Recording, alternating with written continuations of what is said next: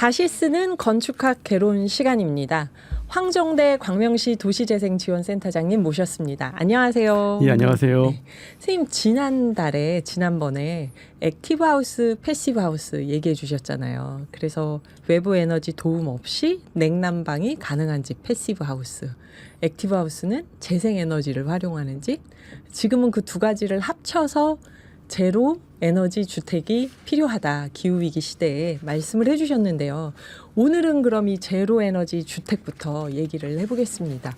좀 더 제로 에너지 주택이 우리나라에서도 있나요? 어떻게 지금 진행이 되고 있는 건가요? 예, 제로 에너지 건축, 제로 에너지 주택이 이게 좀 시도가 된 거는 사실은 좀 어느 정도 됐어요. 네. 시간이 뭐 아주 최근의 일은 아니고. 이제 우선 제로 에너지 건축에 대한 부분들을 조금 더 쉽게 말씀을 드리면 우리가 이제 재생 에너지를 생산하잖아요. 아까 네. 말씀하셨던 것처럼 재생 에너지를 생산을 해서 활용하는 것을 액티브 건축이라고 했는데, 그러니까 이 에너지 소비를 줄이고 그 다음에 생산 에너지를 재생 에너지를 사용하면서 소비하는 에너지에서 생산하는 에너지를 뺐을 때 0이 되어지는 것. 그러니까 이 내부에서 그러니까 그 소비는 최소화시키되 대신에 생산되어지는 재생에너지와 소비하는 에너지의 어떤 합을 제로로 만들어서 에너지 소비량을 최대한 낮추겠다라고 하는 게 이 제로 에너지 건축의 주된 목표인 겁니다. 아, 이런 집이 가능하겠네요. 주택이 탄소 배출의 뭐 60몇 %, 70% 가까이 된다. 서울시가 그런 얘기도 있었는데 모든 주택이 제로 에너지 주택이면은 훨씬 절감이 되겠네요. 예, 맞습니다. 그러니까 그 지난번 시간에 말씀을 드린 것 같은데요. 네네. 사실 우리 도시에서 탄소 배출을 줄이는 탄소 배출을 가장 많이 하는 두 가지가 건축과 교통수단이라고 말씀드렸잖아요. 자동차. 그러니까 이 두 가지를 확실하게 줄이면은 도시에서 발생하는 이 이산화탄소를 우리가 효과적으로 줄일 수가 있는 거죠. 그래서 이 개별 주택에 대한 이러한 그 넷제로 제로 에너지 건축을 하는 것 자체는 사실은 굉장히 좀 중요하고 의미가 있는 일이라고 좀 보여집니다. 우리나라에 그러면 이 제로 에너지 주택이 지어지고 있나요? 그 노원구에 가시면은요. 그 제로 에너지 주택 시범 사업을 한 곳이 있어요. 아, 노원구예요. 서울시. 근데 임대주택을 가지고서 이제 만든 그 아파트 단지인데 여기에 보면은 이제 태양광 패널이 설치되어 있고 내부에서는 그러니까 제가 항상 말씀드렸던 틈을 없애는 그러니까 이제 그 기밀성, 그러니까 그 외부로 새어나가는 에너지를 최소화시키고 내부에서는 이제 재생에너지를 활용을 하고 이런 방식으로 이제 사용되어지는 이제 주택이 있죠. 이제 거기서 제가 정확한 그 금액은 기억이 안 나는데 그분들이 내시는 전기세가 전기료가 상당히 이제 적은 수준으로 나오고 있다는 걸 제가 이렇게 들은 적이 있습니다. 안에서 재생에너지로 생산하는 게 있기 때문에 그런 그렇죠. 건가요? 네. 그러면 그게 이제 공동주택으로 우리나라 아파트 많이 짓잖아요. 제로 에너지 아파트 이렇게도 지어질 수 있는 거겠네요, 앞으로? 아직까지 아파트에서 이 제로 에너지 건축을 실현하는 사람이 많지는 않습니다. 많지는 않고 이게 또 아파트가 대부분 민간 건축물이다 보니까 이게 그 사업성이라든가 실제로 이제 들어가는 이제 비용에 대한 부분들이 높기 때문에 제로 에너지 건축을 하기 위해서는 이 부분들을 좀 이렇게 적용하기가 쉽지는 않죠. 그런데 지금 이제 그러니까 공기업에서 만드는 아파트라든가 아니면은 주거 단지에서 이러한 사례들이 조금 이제 만들어지고 있어요. 실제로 이제 세종시에서 만들어지는 이제 혁신도시로 만들어진 세종시 도시라든가 아니면은 그 지금 이제 부산에 있는 수자원공사에서 만든 에코델타 시티 같은 경우에는 스마트 도시를 구현하면서 여기에 이제 이런 제로 에너지 건축에 대한 개념을 도입을 해서 지금 이제 건물을 짓고 운영을 하고 있습니다. 아, 그러면 지금 말씀하시면서 스마트 시티를 구축하면서 제로 에너지 주택을 짓고 있다 하셨는데 스마트 시티는 또 어떤 걸까요? 그 전 자동이 되는 건가요? 도시의 모든 게? 예, 그러니까 말씀하시는 대로 뭔가 이제 좀 이렇게 좀 자동화되고 또 이제 그 안에서 사람들이 좀 편하게 좀 뭐 사용할 수 있는 그런 것들을 말씀하시는데 사실은 이제 건물이든 도시든 그 이게 만들어 놓으면은 자연스럽게 운영이 되어지는 게 아니죠. 운영 시스템이 필요하죠. 우리 컴퓨터를 만들면은 컴퓨터에 운영 시스템이 있는 것처럼 건축과 도시에도 운영 시스템이 있어요. 그러니까 스마트 시티라고 하는 것은 이런 운영 시스템을 자동화시키고 보다 효율적으로 운영할 수 있게 만들어주는 건데 이 제로 에너지 건축이라든가 녹색 건축에서 스마트 시티가 필요한 이유는 실제로 우리가 운영되어지는 이 건물과 도시에서 어느 정도의 탄소가 배출되어지는지 어떤 부분에서 에너지 사용량이 많은지 이러한 것들을 측정을 해내고 그 다음에 거기에 대한 대안을 만들어내고 그러한 소비를 줄여나가는 그런 관점에서 스마트 시티와 그 다음에 이 그 녹색 건축 그 다음에 제로 에너지 건축이 같이 이제 작동할 수 있게 되는 거죠. 네. 그게 결국은 재생에너지가 중요한 거겠네요. 그게 가능하려면 스마트 시티도 모든 게 다 그러면 전기로 시스템이 구축이 될 텐데. 그러니까 기본적으로 전기를 사용하는 거를 우리가 아예 없앨 수는 없죠. 그렇죠. 그러니까 그 제로 에너지 건축에서도 우리가 그 제가 처음에 틈을 없애자고 했는데 틈을 없앨 경우에 이제 발생할 수 있는 문제는 사실은 그거예요. 그러니까 환기 문제가 처음에 이제 진행자분께서 말씀하셨잖아요. 환기를 어떻게 하죠라고 물어보셨잖아요. 근데 이제 그러니까 환기를 시키는 시스템이 별도로 존재를 합니다. 그래서 여기 이 환기를 통해서 그러니까 이제 내부에 있는 공기가 이제 외부로 이렇게 자연스럽게 나갈 수 있고 그다음에 외부에 있는 그 찬 공기든 더운 공기든 간에 이제 열 회수 시스템을 통해서 들어와서 이제 그 적정한 온도를 계속 유지할 수 있는 그런 시스템이 마련이 되어야 되는 거죠. 환기 시스템이요. 예, 그렇죠. 그러니까 틈을 없앤 건물 안에서 환기 시스템이 작동을 하는 건가요? 그러면? 예, 맞습니다. 그래서 우리가 이게 그 회수 시스템인 것 같은데 제가 정확한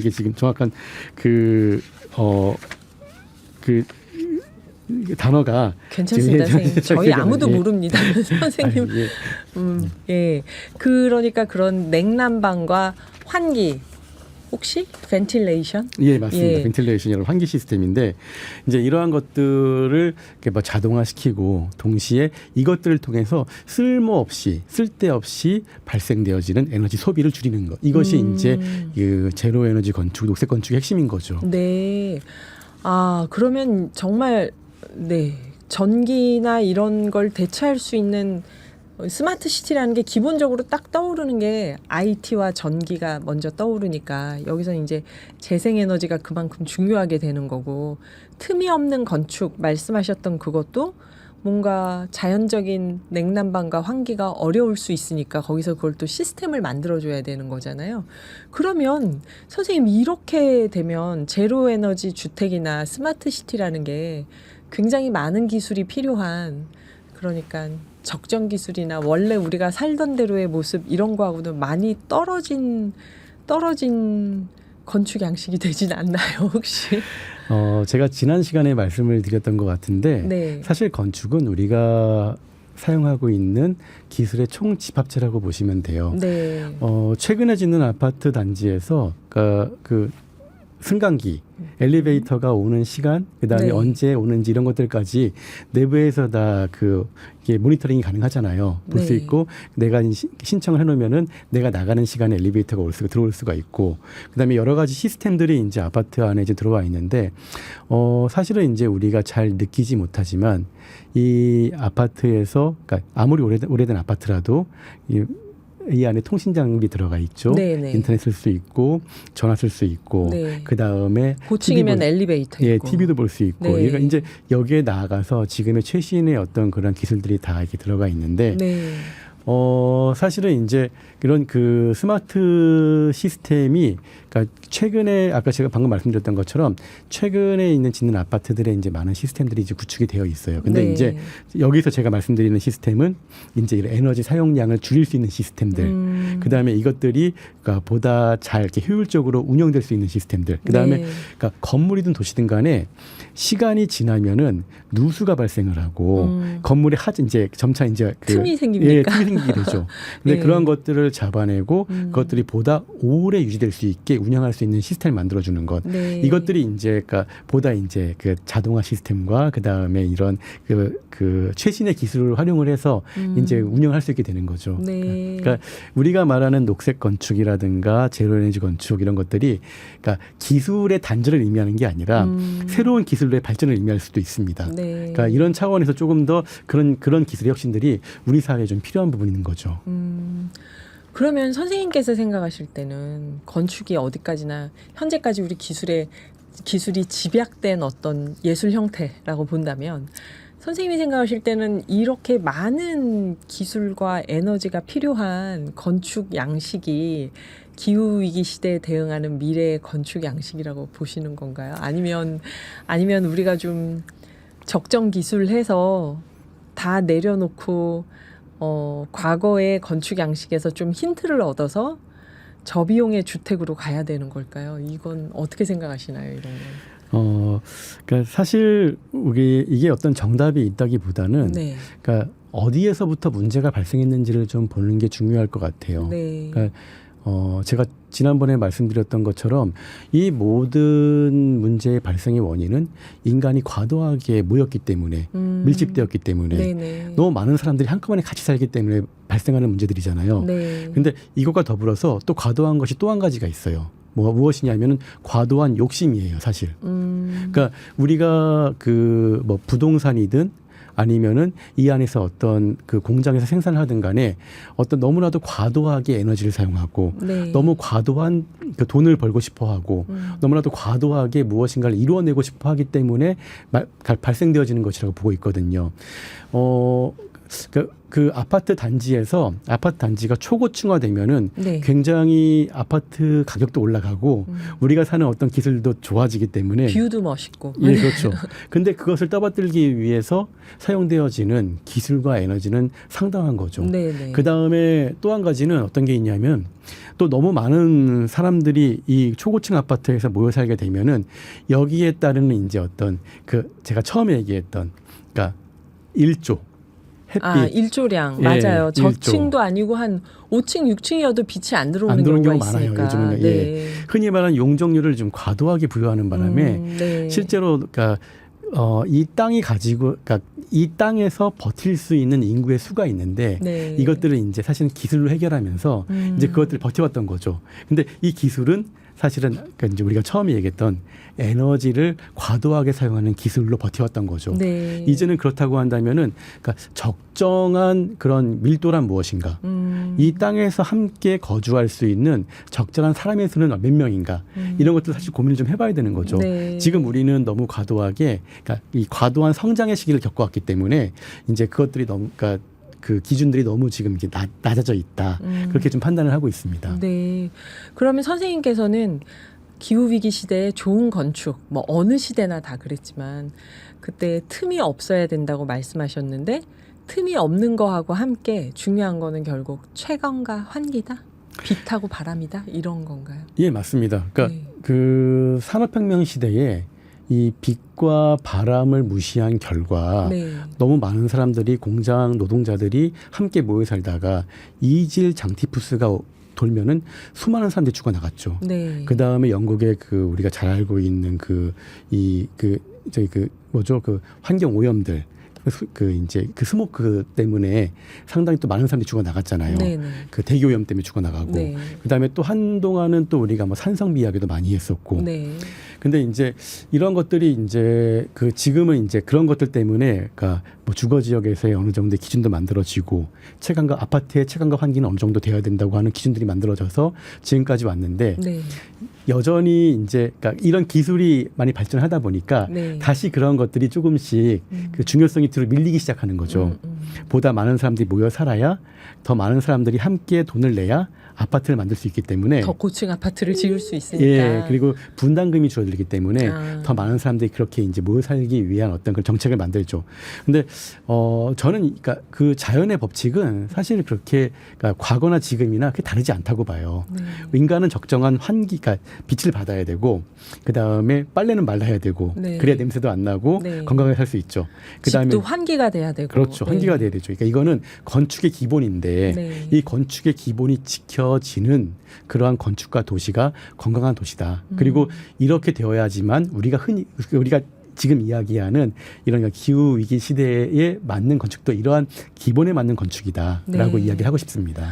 아, 그러니까 제로 에너지 주택을 만들어 가는데 우리가 지금과 같은 그러니까 그게 이제 이분법적인 생각 같아요. 막 기술을 사용한다면은 벌써 거기에 어떤 자연 파괴가 있지 않을까 하는 생각이 먼저 드는데 선생님 말씀은 그 제로 에너지 주택을 만들고 그런 스마트 시티를 만드는데 우리의 고도의 기술력이 필요할 수 있다. 그 기술을 쓰지 말자는 게 아니라 사람들이 모여 살 때 적정 수준의 밀도, 모두에게 채광과 환기가 보장되는 구조 이런 걸 생각하면서 가야 되는 거 아니냐 이런 말씀으로 이해를 하면 될까요? 예, 맞습니다. 그러니까 기술은 사용하되 기본은 잊지 말자. 그리고 우리는 최대한 노력을 해서 우리가 함께 살아갈 수 있는 방식을 고민을 하고 그러니까 단지 인간이 함께 사는 것뿐만이 아니라 네. 인간과 자연과 도시가 함께 살아갈 수 있는 그러한 구조를 우리가 고민을 하고 이건 전문가들이 모시겠죠. 네. 그다음에 대신에 기본은 잊지 말자. 우리가 자연과 떨어졌을 때에는 분명히 우리에게 무리가 오고 이 지구 환경에 무리가 온다. 이것에 대해서 그러니까 잊어서는 안 된다는 거죠. 여기에 더해서 사실은 이제 우리가 자꾸 주택 이야기를 하니까 개별 주택에 대한 이야기만을 하게 되거든요. 네네. 근데 이러한 것들은 사실 인간이 모여 살면서 발생한 문제이기 때문에 사실은 개인의 문제가 아니라 공동체의 문제예요. 네. 그러니까 우리가 그 개별 주택에서 그 재생에너지를 활용하는 것은 태양광 패널을 붙이는 정도, 네. 혹은 아까 제가 말씀드린 틈을 줄이는 정도겠지만은 좀 더 적극적인 재생에너지를 활용하기 위해서는 보다 많은 주택들이 모여 있어야겠죠. 그다음에 그래서 우리가 흔히 이야기하는 지열을 이용한다던가. 그렇네요. 재생 에너지도 모여 있으면 훨씬 더 경제적으로 생산을 할 수 있는 거네요. 예, 맞습니다. 그리고 이 그 에너지 소비에 있어서도 네. 혼자서 하기에는 굉장히 벅차지만 네네. 공동체적으로 행동할 때에는 우리가 우리 소비의 패턴 삶의 패턴을 바꿀 수가 있어요. 공동체적인 규율을 만들고 규약을 만들고 네. 동시에 이 모든 것들은 그러니까 하나의 주택을 운영하는 게 아니라 어쩌면 하나의 단지, 하나의 마을을 운영하는 그런 차원에서의 에너지 소비를 줄이는 방식으로 우리가 발전해도 좋겠다는 생각이 들어요. 네. 그러면은 그 구성원들이 본인들이 사용하는 그러니까 단순히 에너지뿐만 아니라 흔히 이제 우리가 요즘 그 플라스틱도 줄이고 네. 여러 가지 소재도 다시 재활용하고 하는데 우리의 모든 삶의 구조가 바뀌는 거죠. 근데 이 모든 삶의 바뀌는 구조가 단순히 사람들의 라이프 스타일이 바뀌는 게 아니라 이게 건축의 구조와 도시의 구조까지 연결되어야 된다는 거죠. 네. 그래서 여기에서는 그러니까 공동체적인 어떤 그러한 대안, 공동체적인 행위, 함께 우리가 행동하는 것이 필요하다. 이게 이제 건축과 도시의 굉장히 중요한 요소다라고 말씀을 드리고 싶습니다. 네. 건축과 주택에서 도시에서 공동체 때문에 우리가 모여 살게 되고 그러니까 좀 더 편리하게 모여 살 수 있는 여러 가지를 고민하면서 건축 양식이 새롭게 나오는 거고 말씀을 해주신 건데요. 오늘 어떠셨나요? 제로 에너지 주택에 대해서 궁금해하다가 모든 주택엔 기본적으로 채광과 환기가 필요하다는 말씀을 하시고 이 주택을 만들고 건물을 짓고 도시를 이루는 데서 우리가 공동체적인 접근, 사람과 건물과 그 밖에 모든 것들이 함께 살 수 있는 생태도시 말씀으로 넘어가시는 것 같았어요. 전 들으면서. 그래서 이 건축 얘기가 마을 이야기로 가네 하면서 얘기를 들었는데요. 우리 황종대 센터장님과 다음에 또 이어서 이런 건축과 스마트 시티와 공동체가 기후위기 시대에 어떻게 가능할지 얘기를 이어서 들어보도록 하고요. 오늘 말씀해 주셔서 감사합니다, 선생님. 네, 감사합니다.